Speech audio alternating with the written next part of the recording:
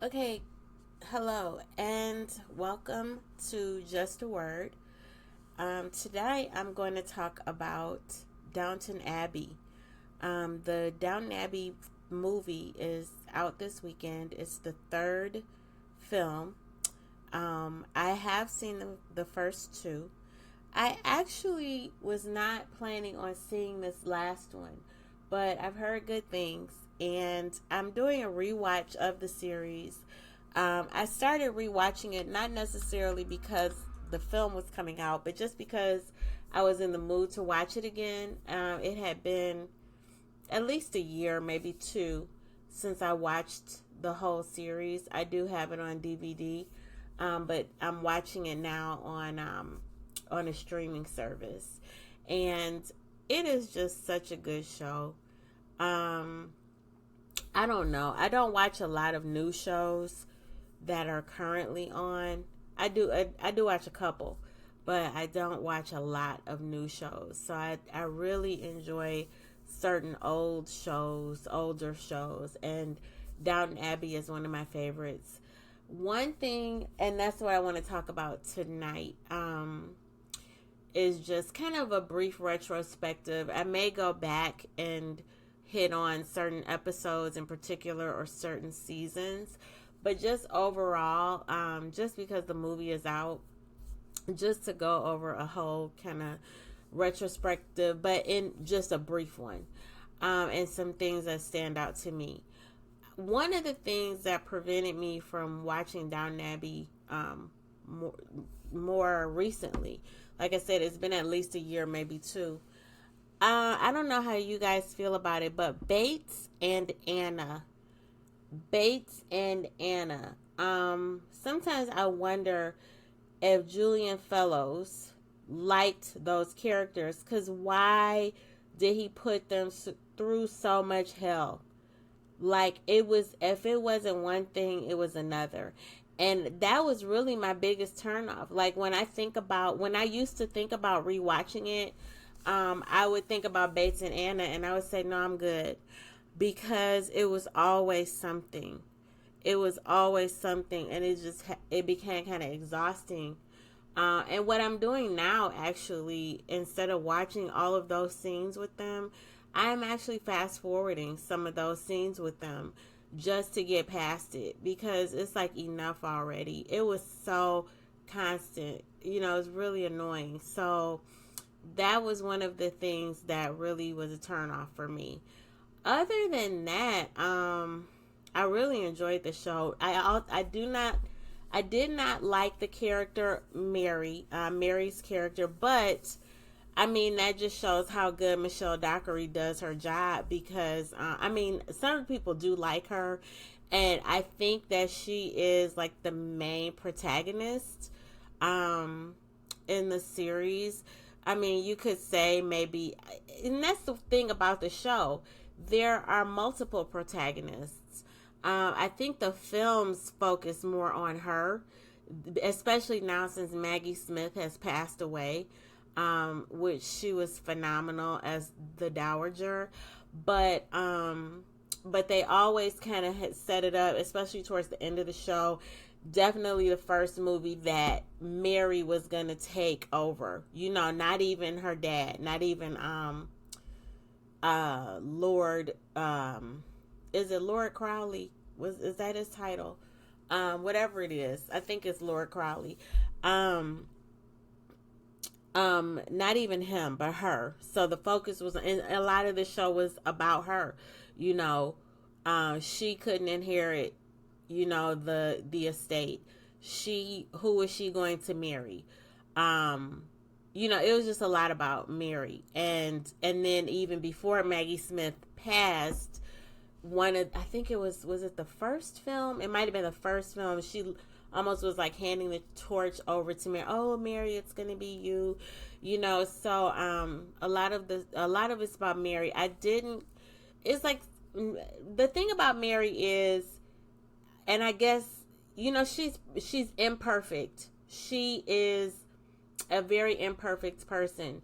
She's kind of conceited, um, kind of obviously snobbish, because she is nobility, but even more so because she's like even snobbish, towards her own sister, her own blood sister, Edith. But I mean, aren't all of us imperfect? But I guess like with her, and then even with that, she has some likability, which they show. They kind of illustrate that with her relationship with Anna, with her relationship with not Bates, but Carson. But Carson worships her, so it's kind of different. But you see more of her humanity with Anna particularly. And I gotta say, Anna is a likable character. She is a likable character. Bates is a likable character, which is why, I don't know, Julian Fellows felt the need to put them through hell constantly every time you turn around. And what is amazing to me with that is because they put them through so much hell. And like O'Brien literally got away scot-free. She never paid for anything she did. Now, some would say, yes, she did when what was her name? What do you call her? Lady Crawley, whatever the Mrs. Crawley's title is, because I'm thinking Lady Mary, I don't remember. But anyway, the wife, the mom of the three girls. O'Brien did have a lot of guilt, and she did repent for what she did to her. She did have a lot of guilt, and she did repent. But I don't feel like she ever really got her comeuppance. Even Thomas, I feel, got his comeuppance. Thomas went through some stuff. Even though Thomas was around there, an agent of chaos and evil for a lot of much of the series, he paid. Like, he went through some stuff. Like when he was gonna go into business and it turned out that the things he bought to sell were a bunch of crap. Like, that was a big deal. And of course, like, he did he did put himself through pain trying to go through that procedure, that behavior modification.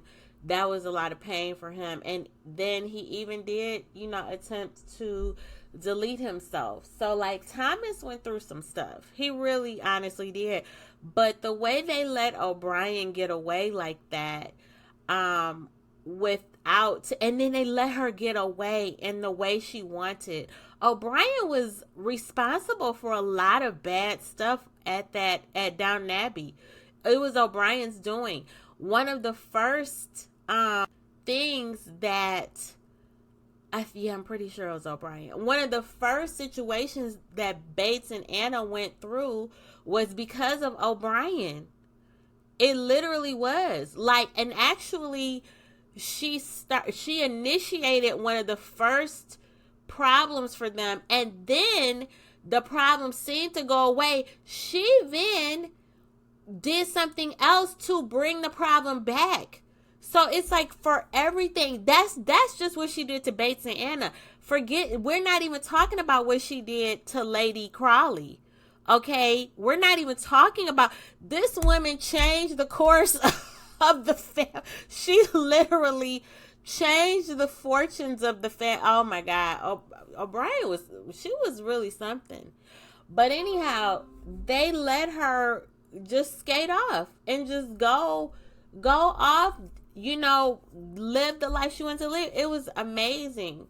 But like, other people went through it. Even Mary went through. I mean, of all the people, everybody in that house really went through something. O'Brien really did not. She had guilt. Did she have remorse? Yes. Did she get threatened? Yes. But did she really go through anything? Not really. She pretty much was like Teflon. It's amazing. Yeah, so that's something that stood out to me. What else stands out to me? Thomas, he was really just mean and evil, like, for no reason. I know a lot of people sympathize with Thomas for, the the obvious reason. But when you can still be an evil person. I mean, Thomas was doing some stuff. Thomas did some things as well, and he was complicit in some of the schemes with O'Brien. He did some terrible things. And what was and he was just mean for no reason sometimes. Like, Anna would be nice to him a lot. It would be times Anna would be nice to him. She was nice to him when, like, Sybil, I don't want to go into too much, but if you have not watched Downton Abbey, you probably shouldn't listen to this because I'm going to spoil it. But anyway, when Sybil died, Anna was comforting Thomas. And it was other times when she would try to reach out and be nice to him. But when that one maid, Braithwaite, came, and who actually was trying to get Tom Branson caught up, Thomas plotted with her because Braithwaite did something. She made a mistake and messed something up. And they came up with a scheme to try to put the blame on Anna. And here's the thing. Lord and Lady Crowley actually fell for it. And they believed that Anna would do something like to get back. That was a very poor display of character for those two characters, considering how much history they had with Anna and Bates. That also stood out to me too. That was like that was one of their lowest points, the Crowleys. If you know what I'm talking about. That stood out. That was a standout. What else? Okay, something else that stood out to me. Isabel Crowley. Is Isabel Crowley very confident? She's the type of woman a little bit different for her day, because in that day she was very outspoken. Like, she had been married to Matthew's father. Obviously, she was his widow. So, she was a little bit different because she had been trained as a nurse. So she had a profession at one time, especially for her age in that day. That was like a big deal. But I don't know that much about the different classes in England, because I know that Matthew's family was not the same class as Robert and Cora and the rest of them. So obviously, because that's why Robert was so taken aback when he learned that Matthew was a lawyer, or a solicitor as they call it. But anyhow, his mom, Isabel, she had been trained as a nurse. I don't know how much she actually worked, but she had a profession, and she was so confident and so self-assured in stating her opinions and making herself seen and heard. I just kind of it could be kind of annoying at times, because it was always, she was going to make a point that you heard what she said and you saw her, but for a woman of that day, I don't know how realistic that portrayal is, but I do like her character. She was very principled, and I never really saw her do something, I'll take that back. She was doing too much when Downton Abbey, when they converted it to a hospital temporarily during World War I, and she was trying to assume control of the house. She was doing too much. And when, after the war was over, when she was trying to convince them to keep the house open as like a convalescent home, she was a little heavy-handed. I will say that. She was a little heavy-handed. But other than that, I really liked her character very much. I thought she was a very admirable character. Maggie Smith was really funny, but she brought a lot of wisdom. Her character has so much wisdom. Like, for the snobbishness that she exuded, and for the the lack of relatability, because she was nobility, aristocracy. Of course, she's not going to be relatable to everyone, because even when Matthew says something about, oh, there's the weekend, she's like, what is the weekend? That was funny. For everything excuse me, for all that she was, I'm going to pause. Let me pause. I don't know if okay, so for all of the snobbishness, the quips and things, especially at Isabel, especially when they first met, even the quips at Cora's mother, and various people, her character, the Dowager, had a lot of wisdom, and she had a lot of compassion, and she definitely loved her granddaughters, and that was really nice to see, because you could clearly see that this character could be very almost vicious, but the way she loved and supported her granddaughters, and even her son, and sometimes even her daughter-in-law Cora, it was beautiful. The way she she smoothed over things a lot between Sybil and Lord Crawley when Sybil wanted to, marry Tom. She smoothed things over between Cora and Robert after Sybil died. She kind of gave us a safe space for Edith. Like, she was going to make you tell her, like, she needed to know what was going on. She didn't like them keeping secrets from her. And of course, sometimes there was an initial shock, even just like when she found out about what Mary did in the very beginning of the series, when she found that out. But Cora stood up for Mary against her grandmother. And once she thought about it, the Dowager, Cora, they all kind of came together to strategize on what to do about Mary. So I really did, and even oh my God, it was a lot of scenes that I really did like, with her. It was a lot of scenes. So I did really like her character. I think my other favorite character is like Mrs. Hughes. I thought she balanced out Carson so much, because like I said, he worshipped Mary and basically the family, the old ways. At one point he said that was pretty much like the only family he had. So I kind of get his passion for them or whatever, but Mrs. Hughes didn't see them the same way. It was more of just, it was a job to her. Obviously, she was excellent at her job, but she did not worship the family. She was more so concerned about being excellent at her job. I just thought Mrs. Hughes was a really great character. Very admirable character as well. Who else did I like? Or who else stood out to me? I like Dr. Clarkson. He was a good character. He also provided some comic relief at times when they would show him getting frustrated with Isabel Crawley when he would look up in the sky. It was pretty funny. So he was a good character, well written. Anyway, it was just a really good show. Just beautiful. The design, obviously, the decor, the clothes. Okay, the clothes. This is what I want to talk about next. The clothes. Looking back at the show, I know that Mary is supposed to be the pretty one.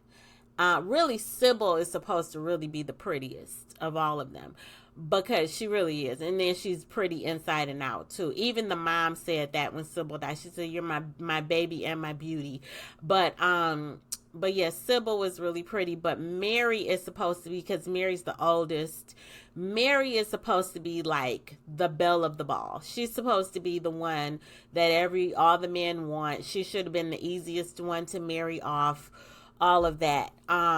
But when you look at the and I personally think Edith is very pretty. But I'm going to tell you, Edith's wardrobe, if you ever look at those clothes, Edith's wardrobe was so exquisite. I don't know who was doing the wardrobe. I don't know what they were doing, but her clothes were so beautiful. I find myself looking at Edith's clothes more than anybody else's. Now, when towards the end of the series, and like after Mary got that haircut, And especially in the first film, her wardrobe was amazing, Mary's wardrobe. But Edith's wardrobe throughout the series consistently was even her wedding dress was better. Well, particularly the wedding dress, her first wedding dress when she was going to marry Anthony Strallen. That dress was absolutely gorgeous. That satin, it was kind of ruched on the side. It had like some sort of embroidery or something. It was gorgeous. Mary's dress to me was so plain. And the way they had Carson and her father acting like they were going to pass out when she came down the stairs, I didn't get it. It was so plain. What is that? Just like an over, straight up and down, just like an overlay of tulle. I know, don't say, oh, that's how it was back then. I know what the fashions were.